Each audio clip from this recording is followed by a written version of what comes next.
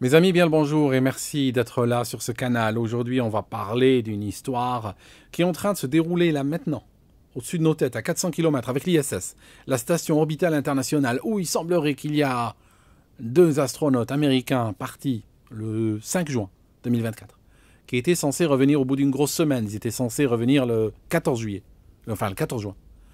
Et que s'est-il passé? Ben, ils sont là, dans la station, jusqu'à maintenant. Et il n'y a pas de date agendée pour le retour. On dit probablement août ou on verra. Hein. Boeing n'aime pas le mot coincé. Ils ne sont pas coincés. Juste, on n'a pas de date pour leur retour. Ça sonne un peu mieux. Que s'est-il passé? Je vais vous raconter. Mais avant, dans le descriptif de la vidéo, je vais vous donner un lien. IA Vision. IA Vision, c'est un système francophone qui permet de générer des images en donnant, en choisissant des paramètres dans un formulaire, mais aussi en parlant à l'IA en français. C'est un système beaucoup plus puissant que les systèmes concurrents américains, dans le sens où il vous donne une puissance de calcul absolument extraordinaire. Certaines images mettent plusieurs minutes à être générées. Ça n'a rien à voir avec les images qui se génèrent en 3 secondes dans certaines plateformes. Elles sont super pointues, super détaillées. Regardez sur le site, il y a énormément d'articles qui vous permettent de savoir comment utiliser cela. Le système est payant, mais pour le moment, je vous donne une licence gratuite, parce que pour le moment, il est en apprentissage. Vous utilisez la licence gratuite que je vous donne dans le descriptif de la vidéo et dans le commentaire épinglé, et elle vous permet d'utiliser le système. Et en même temps, ça permet au système d'apprendre. Et à un moment donné, il deviendra en ligne, en production et tout. Mais en attendant, il est déjà extraordinaire. J'ai beaucoup joué avec. Et il fournit très très belles images. Retour à notre histoire avec l'ISS. Boeing devait fabriquer, pour le compte de la NASA, une nouvelle capsule qu'ils ont appelée Starliner. Ils ont pris le nom un petit peu de leur Boeing 787 qui s'appelle le Dreamliner. Donc ils ont fabriqué cette capsule. Et ça fait en réalité depuis 2017 qu'elle devait entrer en production, mais ils ont eu beaucoup de soucis avec. Il faut savoir que Boeing a énormément de problèmes ces dernières années. On l'a vu avec le MAX. On a eu 2 crashs, le 737 MAX qui a perdu son certificat de navigabilité, qui a été cloué au sol pendant très longtemps. Avant de revenir, on a eu par la suite cette histoire de l'Alaska Airlines qui a perdu une porte en plein vol. Ça aurait pu tuer du monde, ça. Ils auraient pu perdre des passagers aussi. C'est déjà, on a vu cela. Quand généralement un panneau de ce type se décolle, c'est un miracle qu'il n'y ait pas des gens qui sont projetés à l'extérieur.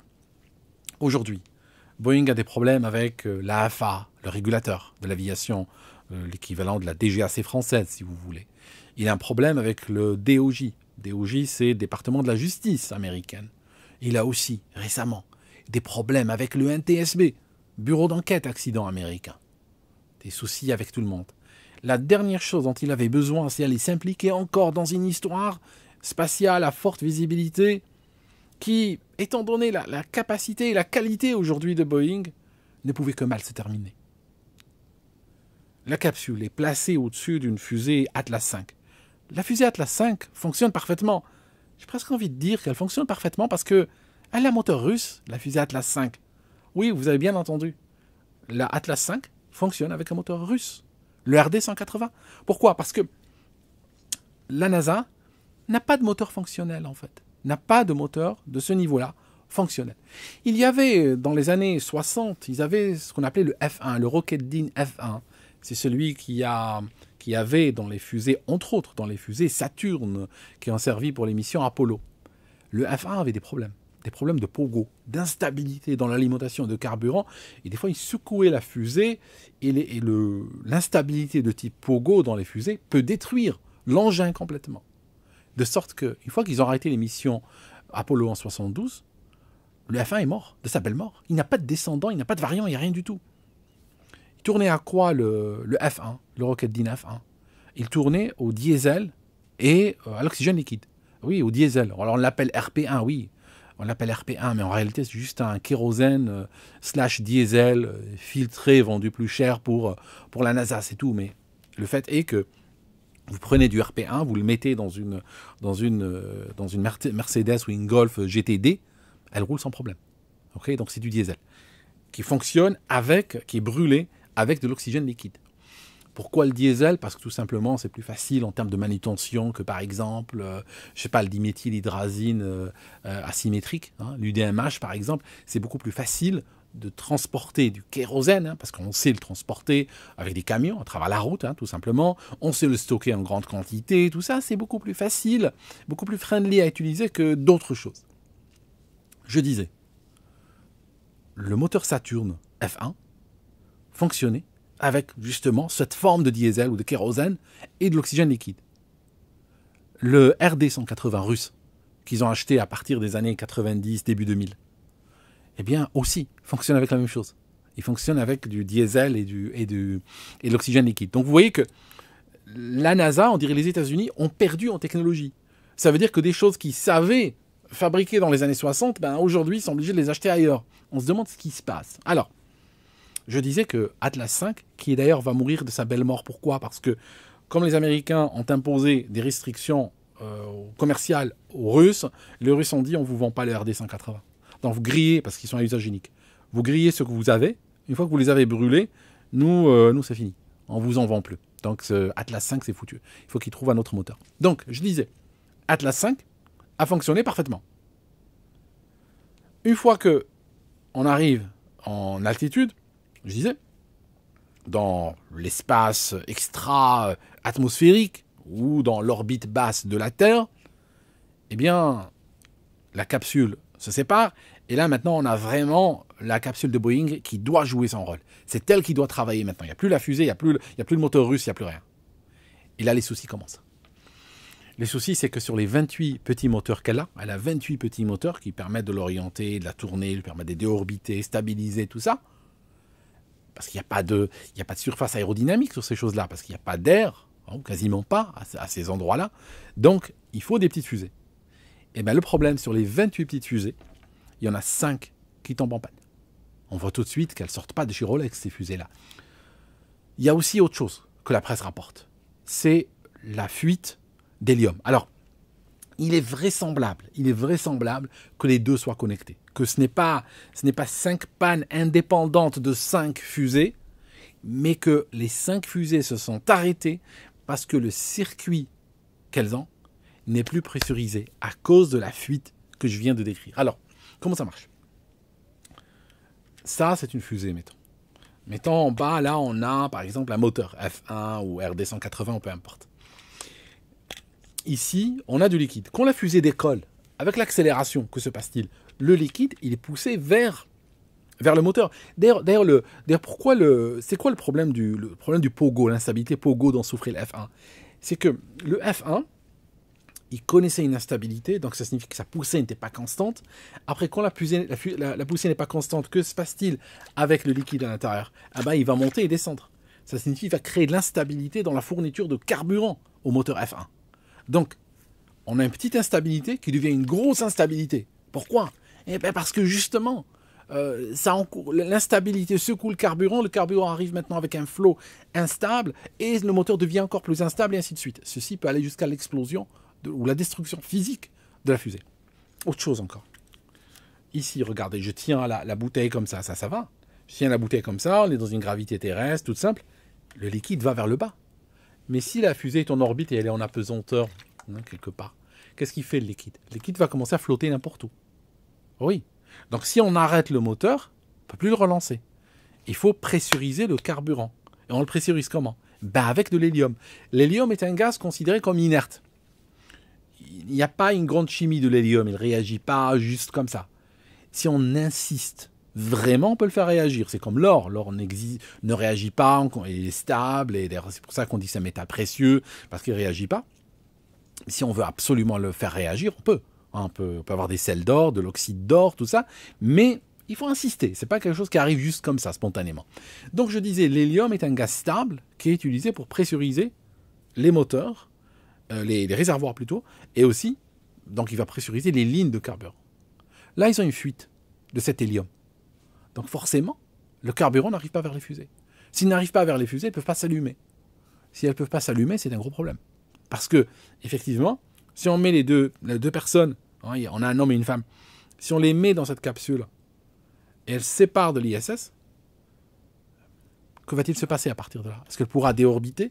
Parce que si elle ne peut pas déorbiter, parce qu'il faut qu'elle freine pour déorbiter. Le déorbitage, c'est juste freiner au-dessous un petit peu de cette 8 km par seconde. Et à ce moment-là, la gravité commence à gagner. Voilà, et sur la force centrifuge, aussi simple que ça. Et après, la chose commence à tomber. Et plus elle tombe, plus elle commence à rentrer dans des zones où l'atmosphère crée de la friction, elle ralentit encore et encore, jusqu'à ce qu'elle arrive au sol, en fait. Aussi simple que cela. Sauf qu'il faut des fusées. Il faut aussi stabiliser également. Si elle ne marche pas, la chose peut rentrer dans un système de rotation, par exemple, extrêmement rapide, et puis se transformer en machine à laver, qui essore. On trouvera quoi à l'intérieur, une fois qu'on l'ouvrira? Peut-être qu'il y aura les deux personnes, mais elles ne seront pas dans un état verbal. Hein, c'est ça le risque aussi. Alors, c'est quoi la situation aujourd'hui avec l'ISS? Alors, la situation avec l'ISS est celle-ci. On a l'ISS, donc la station orbitale internationale, et on a en réalité 3 capsules connectées dessus, parce qu'elle a plusieurs connecteurs, elle peut prendre plusieurs capsules. Alors, on a la capsule de chez Boeing, bien entendu, dans laquelle sont venues ces 2 personnes, un homme et une femme, je disais. On a une capsule russe, Soyuz. J'ai l'impression, donc là, 2 sont venus. J'ai l'impression qu'il y a un gars qui est venu là-dedans. Et ici, on a la capsule de SpaceX, l'entreprise privée spatiale de Elon Musk. Il y a 4 personnes qui sont venues. Alors, comment ces 2 personnes vont revenir? D'après ce qui se dit, potentiellement, pourrait revenir ici. Parce qu'il semblerait que la capsule SpaceX peut prendre plusieurs personnes. On peut rajouter 2 personnes dedans. Sauf qu'il y a un problème. Il y a un problème de brand, de marque. Parce que si ils partent sur du Boeing et ils reviennent sur du SpaceX, ça voudra dire quoi pour Boeing? Ça veut dire que Boeing est incapable d'assurer la sécurité de ces gens et que, in fine, ils ont dû revenir sur du SpaceX parce que c'était trop dangereux de revenir sur du Boeing. Vous imaginez l'image de marque, le problème avec l'image de marque. Mais sauf que je dirais que le problème de l'image de marque sera encore plus fort s'ils reviennent dans la capsule Boeing et qu'ils se retrouvent tués par cette capsule. Ça serait encore pire. Mais voilà, allez expliquer cela aux gens qui dirigent les entreprises. Autre chose. Il pourrait, alors ça je ne le sais pas, est-ce qu'elle a assez d'espace? Alors c'est les capsules russes, généralement, sont plus petites. Est-ce qu'il pourrait revenir sur du Soyuz? Ou est-ce qu'on pourrait avoir un qui revient sur du Soyuz et l'autre qui revient sur SpaceX? Là, c'est pire encore. C'est pire encore. Ils ont été sauvés par les Russes. Vous imaginez la situation? Non, c'est pas possible. Il faut trouver une solution. Et vous savez, je ne vous cache pas, mes amis, que j'ai perdu toute foi, n'est-ce pas, dans le monde de l'entreprise. Je vois des aberrations, et quand vous regardez, vous observez les déboires de Boeing. Les déboires de Boeing, c'est le résultat de ce qui se passe dans le monde de l'entreprise aujourd'hui. Les gens qui travaillent chez Boeing ou à la NASA, je suis sûr que pris individuellement, sont très brillants, sont très intelligents, sont très compétents. Je n'ai aucun doute sur ça. Je les recruterais si j'avais une entreprise, tout de suite. Mais le problème, c'est que dans le monde structuré dans lequel ils sont le plus souvent tués par des processus très lourds, par des meetings à répétition, par des protocoles, par des policies, par le népotisme, par les passe-droits, par le dirigisme, tout ça, la planification centrale et tout, qui font que, finalement, on recrute des gens intelligents et on leur dit taisez-vous et écoutez.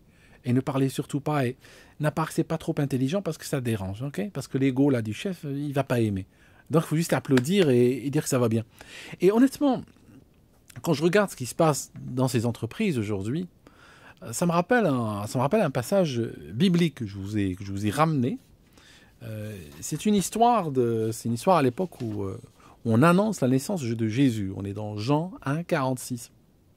Philippe rencontra Nathanaël et lui dit « Nous avons trouvé celui de qui Moïse a écrit dans la loi et dont les prophètes ont parlé, Jésus de Nazareth, fils de Joseph. » Nathanaël lui dit « Peut-il venir de Nazareth quelque chose de bon ?» Philippe lui répondit « Viens et vois. » En fait, moi je suis un petit peu comme Nathanaël. peut-il venir du monde de l'entreprise quelque chose de bon? Quoi que il se passe aujourd'hui, on voit de plus en plus de dommages. Regardez Cold Strike, il y a 2 jours, des dégâts énormes causés à l'industrie à l'échelle mondiale à cause de décisions ineptes. En fait, si vous regardez, tout le monde de l'entreprise, pas seulement Boeing ou la NASA, est en train de dégénérer. Et cette dégénérescence se voit plus volontiers dans les entreprises qui sont à la pointe, là où on ne peut pas se permettre l'approximation, l'amateurisme, tout ça, on les paye tout de suite. Ça se paye, tac, tout de suite. Content. Fabriquer un Boeing, par exemple. Mais en réalité, la dégradation est partout, pas seulement chez Boeing ou dans les Boeing, elle est partout. Mais dans certaines applications très critiques, comme les applications spatiales ou aéronautiques ou autres, ça se voit plus. Mais il ne faut pas croire que le reste du monde va bien. Voilà mes amis. Donc, qu'est-ce que je voulais vous dire? C'est une histoire qui est en train de se dérouler aujourd'hui. Donc, on n'a pas le fin mot de l'histoire. Ce que j'espère, c'est qu'ils pourront revenir dans les meilleures conditions de sécurité. J'espère qu'il va en plus privilégier les vies humaines que la protection de la brand. Hein. Je vais dire, aujourd'hui, je ne vous cache pas, il y a des gens, ils m'écrivent, ils prennent un avion sur lequel il y a le logo de Boeing entre Paris et Antalya et ils sont un petit peu inquiets.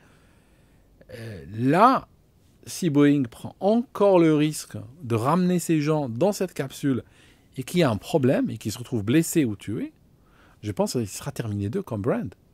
Je veux dire, aujourd'hui, moi, je serais à leur place, même si je valide la capsule, je dis elle est parfaite et elle fonctionne et je donnerai ma main à couper qu'elle peut revenir sans problème, je ferai quand même revenir les gens sur Soyuz et sur SpaceX.